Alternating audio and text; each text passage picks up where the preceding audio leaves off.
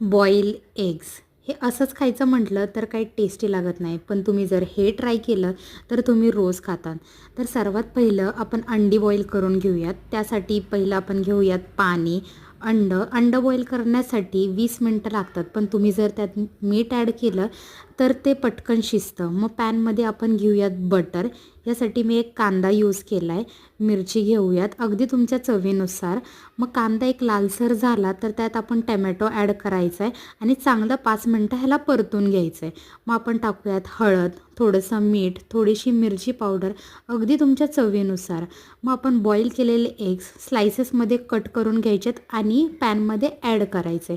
तर हे जिम जाणाऱ्यांसाठी एक चांगलं ऑप्शन आहे ॲज अ प्री वर्कआउट आणि पोस्ट वर्कआउट पण. तर अशाच चॅनलवर नवीन नवीन रेसिपी येत राहतील. तर ह्यासाठी तुम्ही लाईक करा, शेअर करा आणि सबस्क्राईब करा. थँक्यू.